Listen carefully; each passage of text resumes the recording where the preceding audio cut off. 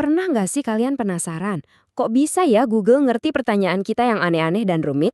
Nah, seringkali di balik itu semua ada AI super canggih yang namanya BERT. Hari ini kita bakal bongkar tuntas cara kerjanya, dan kita juga akan nemuin satu pelajaran yang cukup mengejutkan tentang kapan teknologi paling canggih itu ternyata bukanlah jawaban yang terbaik.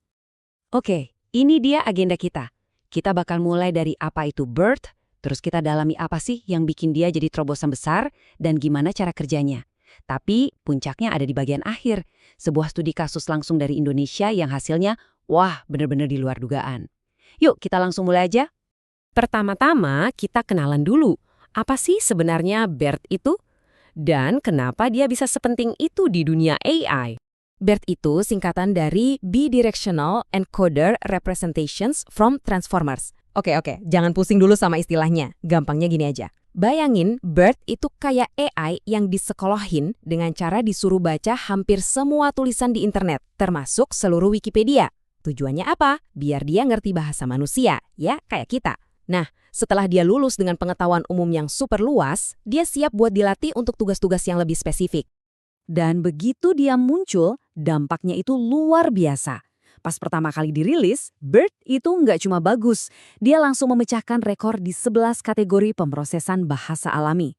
Ini bukan sekedar kemajuan biasa, ini lompatan besar yang benar-benar mengubah peta permainan di dunia AI.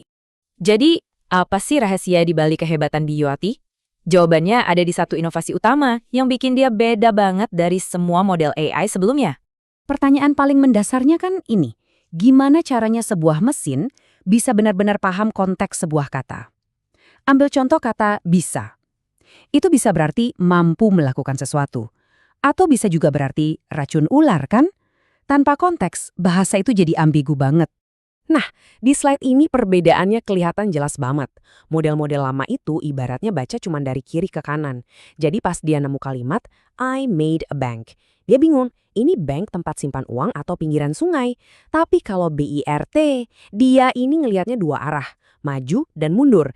Jadi pas dia lihat ada kata deposit, setelah kata bank, dia langsung ngerti, oh ini pasti bank lembaga keuangan. Nah, kemampuan dua arah inilah yang jadi game changer-nya. Bahkan, Google sendiri bilang kalau BERT itu adalah sistem sangat dua arah pertama. Kuncinya adalah kemampuan ini tuh udah ditanamkan dari awal banget proses belajarnya, bukan sekedar fitur tambahan. Itulah terobosan yang sesungguhnya. Oke, sekarang kita bedah lebih dalam. Gimana sih proses dua tahap ini bisa bikin BERT jadi sangat kuat, tapi di saat yang sama juga sangat fleksibel? Jadi prosesnya ada dua. Yang pertama, pre-training.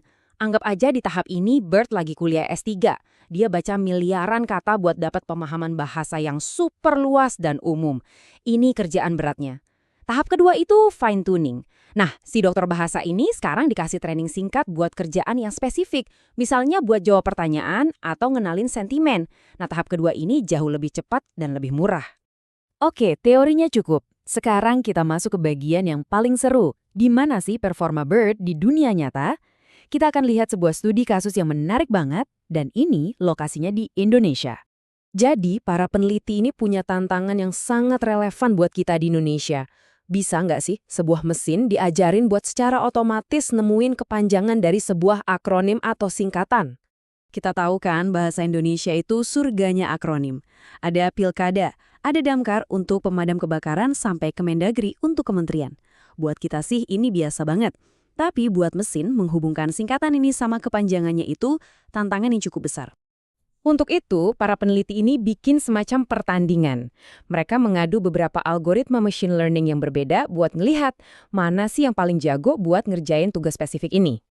Di satu sudut, ada para veteran, KNN yang pada dasarnya jago mencocokkan pola, dan SVM, model klasik yang kuat banget buat klasifikasi. Di sudut lain, ada sang juara baru yang lagi naik daun, BERT. Pertanyaannya, siapa yang bakal menang?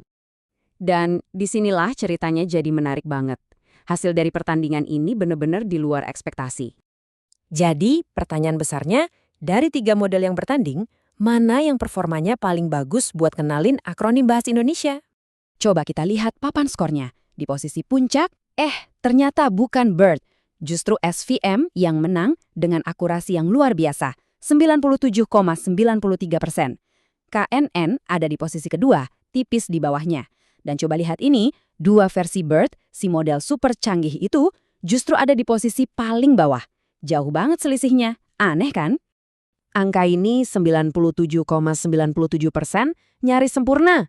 Dan ini bukan datang dari teknologi AI paling baru, tapi dari model yang usianya udah bertahun-tahun lebih tua. Yap, pemenangnya adalah Support Vector Machine atau SVM.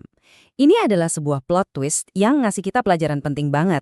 Di dunia teknologi, yang lebih baru itu nggak otomatis berarti lebih baik. Jadi, kenapa bisa begini? Gini deh analoginya. BERT itu ibarat pisau lipat Swiss yang canggih banget. Dia bisa melakukan banyak hal dengan cukup baik, tapi untuk satu tugas yang sangat spesifik, kayak cuma buat motong tali, kadang pisau cutter yang dirancang khusus untuk itu bakal jauh lebih efektif. Nah, dalam kasus ini, SVM itu si pisau cutternya. Dia emang spesialis untuk tugas semacam ini, dan dia melakukannya dengan sangat-sangat baik. Nah, ini yang jadi penutup dan pelajaran penting buat kita. Kisah BERT versus SVM ini jadi pengingat kalau di dunia teknologi jangan cuma terpukau sama yang kelihatan paling baru dan canggih. Kunci sebenarnya adalah memahami dulu masalahnya, baru kemudian kita pilih alat yang paling tepat buat pekerjaan itu. Karena terkadang alat terbaik bukanlah yang paling rumit, tapi yang paling pas.